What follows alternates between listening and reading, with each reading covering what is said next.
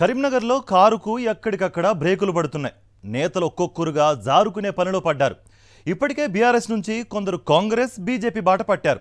ఇప్పుడు కరీంనగర్ నగరపాలక సంస్థపై పట్టు సాధించేందుకు బీజేపీ యత్నిస్తోంది. కాంగ్రెస్ పార్టీ ఇక్కడ ఆ స్థాయిలో ఆపరేషన్ ఆకర్ష్ చేపట్టకపోవడంతో ప్రస్తుతానికి బీజేపీదే పై చేయిగా కనిపిస్తోంది. కరీంనగర్ కారు పార్టీలో కాషాయ సేన రగిల్చిన చిచ్చు ఏ స్థాయికి చేరిందో చూద్దాం. కరీంనగర్ ఎంపీగా రెండోసారి గెలిచిన బండి సంజయ్ కి కేంద్ర హోంశాఖ సహాయ మంత్రి పదవి దక్కాక కరీంనగర్ సిటీలో కాషాయ పార్టీకి ఊపు కనిపిస్తోంది. గతంలో బండి అంటే భగ్గుమన్న ఇతర పార్టీల నేతలంతా ఆయన్ను ప్రత్యేకంగా కలిసి అభినందిస్తున్నారు. సంజయ్ నగర కార్పొరేటర్ గా రాజకీయ ప్రస్థానం ప్రారంభించి రాజకీయ రంగంలో రాణిస్తున్న క్రమంలో పాత స్నేహాలు గుర్తు చేసుకుంటూ నాయకులు ఆయన్ను వరుసపెట్టి కలుస్తున్నారు. గులాబీ పార్టీకి చెందిన కరీంనగర్ మేయర్ సునీల్ రావు కేంద్ర మంత్రి హోదాలో వచ్చిన బండి సంజయ్ ను కలిసి పుష్పగుచ్చం ఇవ్వడం హాట్ టాపిక్ గా మారింది. ఆ తరువాత మళ్లీ మేయర్ సునీల్ రావుతో పాటు బీఆర్ఎస్ కార్పొరేటర్లు 30 మంది సంజయ్ అంటే భగ్గుమనే ఎంఐఎం కార్పొరేటర్ సారుగురు, బీజేపీ కాంగ్రెస్ కార్పొరేటర్లను మొత్తం 44 మంది కేంద్ర మంత్రిని కలిశారు. పైకి కరీంనగర్ నగర అభివృద్ధి కోసమని అలాగే స్మార్ట్ సిటీ అభివృద్ధి పనుల పొడిగింపు కోసమని మేయర్ సునీల్ రావు పదే పదే చెబుతున్నా మెజారిటీ కార్పొరేటర్స్ తో పాటు మేయర్ కూడా బీజేపీ బాట పడతారన్న ప్రచారం ముమ్మరమైంది. మరోవైపు బండి సంజయ్ కూడా వచ్చిన వారందరినీ ఆప్యాయంగా పలకరించడం కూడా కరీంనగర్ బీజేపీకి ప్లస్ పాయింట్ గా కనిపిస్తోంది.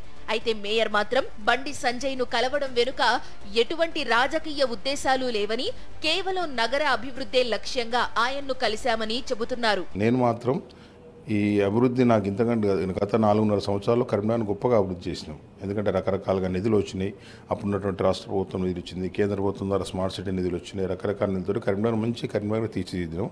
ఇంకా చేయాలన్న తపన ఉంది, నిధుల కొరత ఉంది.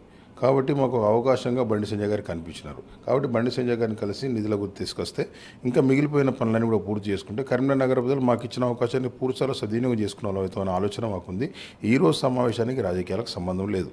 రాష్ట్రంలో కాంగ్రెస్ అధికారంలో ఉన్నప్పటికీ మిగిలిన చోట్లతో పోలిస్తే కరీంనగర్ లో భిన్నమైన వాతావరణం కనిపిస్తోంది. ఆపరేషన్ ఆకర్షలో గాని బీఆర్ఎస్ నుంచి వచ్చి జంప్ చేయాలనుకుంటున్న నేతలను తమ వైపు లాక్కోవడంలో గాని బీజేపీతో పోలిస్తే కాంగ్రెస్ పార్టీ వెనకబడిపోయింది. మరోవైపు గతంలో కాంగ్రెస్ పార్టీ మూలాలున్న మేయర్ సునీల్ రావు కాంగ్రెస్ వైపు వెళదామన్నా ఆయనకు అక్కడ ద్వారాలు తెరిచిలేవనే ప్రచారం సాగుతోంది. మరోవైపు ఆయనపై అవిశ్వాసం పెడతారన్న ఊహాగానాలు చెలరేగడం, కార్పొరేషన్లో అవినీతిపై మంత్రి పొన్నం ప్రభాకర్ సమీక్షించినప్పుడు కొరడా ఝుళిపిస్తామని చెప్పడంతో మేయర్ తనకు బీజేపీనే శ్రీరామరక్ష అని భావిస్తున్నట్టుగా తెలుస్తోంది. మరోవైపు రాబోయే రోజుల్లో నియోజకవర్గాల పునర్విభజన జరిగి కరీంనగర్ నియోజకవర్గం రూరల్, అర్బన్ నియోజకవర్గాలుగా విడిపోతే బీజేపీ కూడా పుంజుకుంటున్న నేపథ్యంలో తన రాజకీయ భవిష్యత్తు గురించి మేయర్ సునీల్ రావు ఆలోచిస్తున్నట్టు సమాచారం. ఈ నేపథ్యంలో సునీల్ రావుతో పాటు కార్పొరేటర్లు కూడా అయితే కాంగ్రెస్ లేదా బీజేపీ అని ఆలోచిస్తున్నారు. మరో 7-8 నెలల్లో మున్సిపల్ ఎన్నికలు కూడా వస్తుండటంతో తమ భవిష్యత్తు కోసం అందరూ బాటలు వేసుకుంటున్నారు. అందుకే బీఆర్ఎస్ కు ఆయువు పట్టులాంటి కరీంనగర్ లో కూడా కారు ఖాళీ అవ్వడం ఖాయంగా కనిపిస్తోంది.